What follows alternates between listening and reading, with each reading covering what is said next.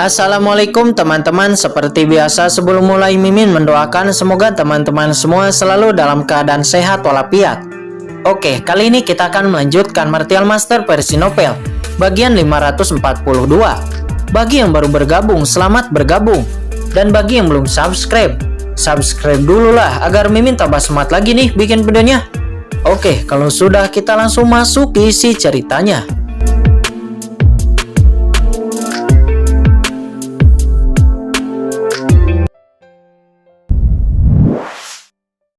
Pada saat ini Master Sekte Iblis Ilusi sama sekali tidak bisa tenang dan tubuhnya gemetar. "Master Sekte, ada apa denganmu?" tanya Kaisar Phantom dengan gugup. Dia tidak mengerti mengapa Master Sekte Iblis Ilusi menjadi seperti itu. "Apakah kamu yakin anak itu adalah Qingchen dari alam Yukuno?"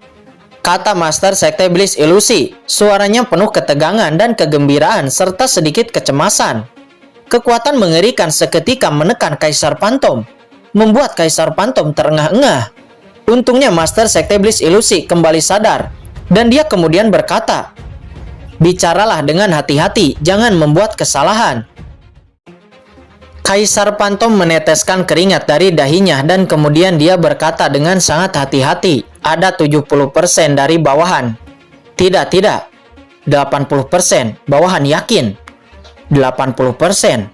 Gumam Master Sekte Iblis Ilusi menggelegar. Saat berikutnya dia naik ke langit dan menghilang dari sana. "Apa yang terjadi dengan Master Sekte?" kata Kaisar Phantom. Dia nampak keheranan. Saat ini setelah Master Sekte Iblis Ilusi meninggalkan markas Sekte Iblis Ilusi, dia segera bergegas menuju tempat Qingchen dan Pu Qianqun menghilang. Tetapi saat ini sudah lama sejak Qingchen dan Pu Qianqun pergi. Dia telah melacaknya untuk waktu yang lama, tetapi tidak dapat menemukan Qingchen dimanapun. "Mereka seharusnya kembali ke kota Tianlei," kata Master Sekte Iblis Ilusi. Dengan cemas dia langsung bergegas menuju ke arah kota Tianlei. Setelah keluar dari gunung Yin Moling, Master Sekte Iblis Ilusi itu masih tidak menemukan Qingchen dimanapun. Oleh karena itu Master Sekte Iblis Ilusi dengan cemas terus mengejar sampai ke kota Tianlei tanpa henti. Pada saat ini Master Sekte Iblis Ilusi tidak tahu bahwa setelah Qingchen dan Pu Qianqun meninggalkan markas Sekte Iblis Ilusi, mereka berdua sama sekali tidak kembali ke kota Tianlei. Tetapi mereka berdua dengan cepat bergegas menuju Bloodline Holy Land atau Tanah Suci Darah. Setelah memahami situasi Chen Sisi, sekarang Qingchen tidak punya pilihan selain menunggu Qin Mo menghubunginya. Dan sekarang yang lebih penting adalah membantu Pu Qianqun untuk mendapatkan kembali kendali atas Bloodline Holy Land. Dan bahkan jika Bloodline Holy Land saat ini penuh dengan jebakan, itu tetap harus dikembalikan ke tangan Pu Qianqun. Ini juga sesuatu yang harus dilakukan sebelum perang besar-besaran dengan istana berkabut. "Pu Qianqun, apakah kamu benar-benar baik-baik saja dalam pertempuran sebelumnya?" kata Qingchen. "Jika bukan karena luka orang tua ini belum sembuh, orang tua ini tidak akan ditekan oleh Master Sekte Iblis Ilusi itu," kata Pu Qianqun. "Ben Shao juga memiliki baju besi tingkat Kaisar Puncak. Apakah kamu menginginkannya?" kata Qingchen. Segera sebuah baju besi muncul di tangan Qingchen. Ini adalah armor Kaisar King Yuan yang Qingchen dapat dari Jiali. Pergi ke Bloodline Holy Land akan menjadi hal yang menyeramkan. Meski armor ini tidak terlalu kuat, tetapi juga bisa untuk membuat pertahanan Pu Qianqun semakin meningkat. "Ada hal yang sangat bagus. Kenapa kamu tidak mengatakannya sebelumnya?" kata Pu Qianqun. Dia segera mengambil armor Kaisar King Yuan itu. Meskipun kultivasinya telah memasuki ranah semi alam suci, baju besi tingkat atas Kaisar adalah harta bagi siapapun. Bahkan dalam pertempuran paling berbahaya, itu hanya dapat digunakan untuk menahan 1/10 detik. Tapi itu sudah cukup baginya untuk menghasilkan banyak gerakan. Kemudian Pu Qianqun menghapus tanda jiwa Jiali pada armor Kaisar King Yuan itu. Lalu kemudian dia mencetak tanda jiwanya sendiri pada armor Kaisar King Yuan itu. Seketika itu cahaya biru menyala dan tubuh Pu Qianqun langsung ditutupi dengan satu set baju besi Kaisar King Yuan ini. Selanjutnya sosok Pu Qianqun bergetar dan dia langsung masuk ke dalam cakram Gyo Qianqun untuk terus berlatih dan memulihkan diri. Di dalam cakram Gyo Qianqun ada aura kristal suci dan Pu Qianqun memiliki perasaan bahwa ketika dia tiba di ibu kota suci Bloodline Holy Land, lukanya kemungkinan besar akan sembuh.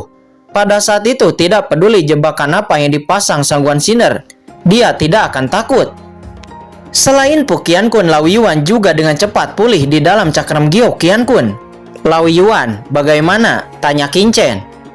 Setelah menyerap aura kristal suci ini, saya kemungkinan besar akan bertahan di bawah aturan benua Tianwu tanpa ditekan oleh benua Tianwu, kata Lao Yuan. Dia berkata dengan bersemangat.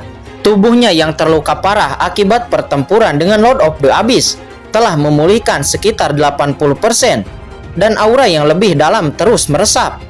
Qin Chen tidak berharap mendapatkan keuntungan seperti itu. Jika Lao Yuan dapat muncul dengan aman di benua Tianwu, maka itu akan menjadi keuntungan yang sangat besar. Bahkan jika Lao Yuan dapat pulih ke masa jayanya, bahkan jika Raja Iblis muncul kembali, Qin Chen dan yang lainnya tidak akan takut sama sekali. Kristal suci ini mungkin berasal dari surga, kata Lao Yuan. Qin Chen mengangguk, sebenarnya dia juga sudah menebaknya. Singkat cerita, Qin Chen telah sampai di Lautan Darah. Terlihat Lautan Darah yang tak berujung melonjak. Dan dikabarkan bahwa Lautan Darah muncul di sini karena pada zaman kuno, darah manusia yang tak terhitung jumlahnya berkumpul di sini dan membentuk Lautan Darah. Dan juga Lautan Darah ini sangat berbahaya. Begitu memasuki Lautan Darah, bahkan puncak Tapair Martel Emperor akan tersesat dan tidak akan menemukan jalan kembali. Bahkan kesadaran ilahi tidak dapat menyebar, dan dia hanya bisa meninggal di Lautan Darah. Ibu kota suci terletak di tengah Lautan Darah. Ibu kota suci telah beroperasi di Laut Darah selama ribuan tahun yang tak terhitung jumlahnya, dan telah lama menetapkan batasan yang tak terhitung jumlahnya. Setiap orang yang kuat yang berani membobolnya pasti akan ketahuan. Jika Anda ingin memasuki ibu kota suci, Anda harus memegang token tanah suci darah sebelum dapat masuk. Tentu saja Qin Chen tidak memiliki token.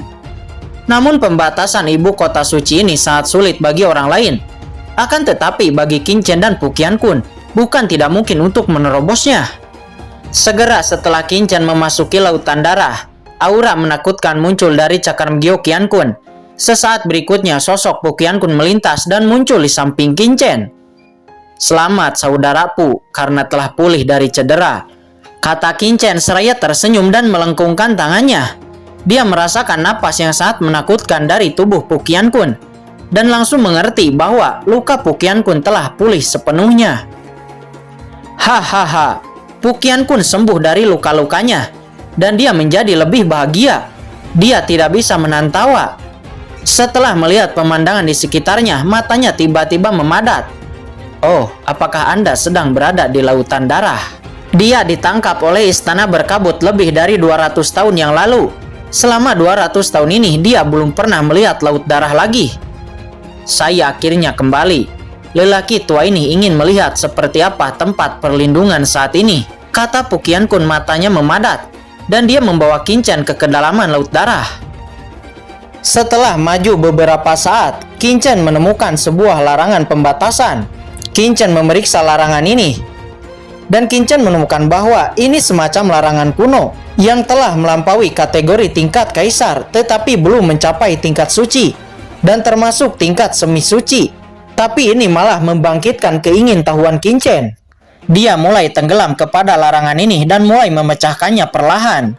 Waktu berlalu sedikit demi sedikit, 1 jam, 2 jam, 3 jam, 4 jam. Setengah hari kemudian, Qin Chen tiba-tiba menunjukkan sedikit keterkejutan di wajahnya dan ada perasaan pencerahan di benaknya. Tangannya bergerak dengan cepat. Segera pembatasan tak terlihat di depan diam-diam membuka celah, memperlihatkan lubang besar setinggi lebih dari 1 meter. Pergi. Qin Chen dan Pu Qiankun bergegas ke dalamnya. Keduanya dengan cepat menyapu ke arah ibu kota suci. Tiba-tiba cahaya datang dari depan, dan mereka bisa melihat dengan jelas dengan penglihatan mereka. Ini ternyata adalah sebuah kapal perang. Meskipun ukurannya tidak besar, itu sangat megah.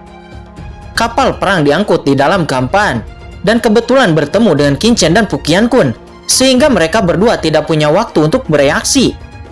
Kenapa ada kapal perang di sini?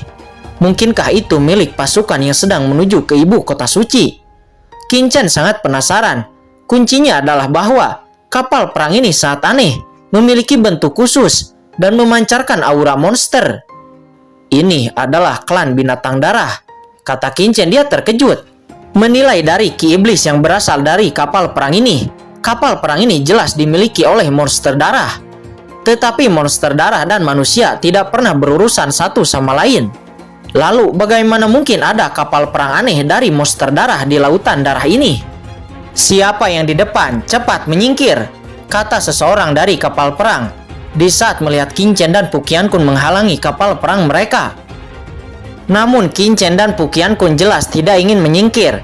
Terlebih lagi jika berkedip secara acak di kehampaan, mudah jatuh ke dalam turbulensi ruang. Meskipun tidak jatuh, ia juga akan menemui masalah. Berani memblokir kapal perang Kaisar Qingwu. Jika demikian, maka matilah, kata orang di kapal perang. Dia segera mengaktifkan kapal perang itu. Segera kapal perang itu menembakkan cahaya dan meledak ke arah Qingchen. Haha, Qingchen menyeringai. Yuan Shizong tiba-tiba muncul di tangannya. Seketika itu Yuan Shizong bergetar dan tiba-tiba menjadi berukuran 100 meter. Dan itu langsung memblokir tembakan dari kapal perang. Diam dan tunggu. Sebuah suara terdengar. Sesosok keluar dari kapal perang. Sosok itu langsung menghantam Yuan Shizong. Meledak. Kekuatan pukulan ini mencengangkan dan kehampaan di sekitarnya bergetar hebat. Dan kehampaan itu tiba-tiba runtuh. Kedua belah pihak terlibat dalam pusaran dan masuk ke dalam pusaran ruang itu bersama-sama. Sesaat kemudian mereka semua terguncang lalu keluar dari pusaran ruang dan muncul di luar. Setelah muncul tidak jauh dari sana, sebuah kota yang mengapung di lautan darah muncul di depan mereka berdua. Kota itu berdiri dengan tegak dikelilingi oleh cahaya pelangi berwarna darah. Seluruh kota sangat megah dan luas dan membentang sejauh beberapa mil yang tidak diketahui. Ibu kota suci. Qingchen dan Pu Qianqun saling melirik dan mereka tidak menyangka mereka akan datang langsung ke ibu kota suci di bawah guncangan pusaran luar angkasa sebelumnya. Saat ini raungan yang besar terdengar di atas. Kapal perang yang baru saja meluncur keluar itu terjun langsung ke laut darah di bawah dan terjun beberapa ribu mil ke bawah sebelum akhirnya menyesuaikan kapal perang dan menggantung diam di udara. Terima kasih atas tindakan tepat waktu dari Kaisar Qingwu sehingga tidak ada yang terjadi, kata seseorang yang keluar dari kapal perang. Dan kemudian orang itu menatap Qingchen dengan dingin lalu berkata, "Nah, kamu dalam masalah." Saat ini Qingchen melirik ibu kota suci tidak jauh dari sana. Sepertinya tidak mungkin mereka berdua ingin menyelinap masuk. Pergerakan di sini saja pasti akan diperhatikan oleh orang di ibu kota suci.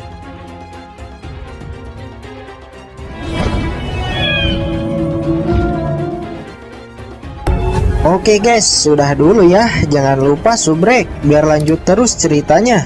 Bagi yang sudah subrek, mudah-mudahan dimudahkan rezekinya. Mimin undur diri. See you next and goodbye.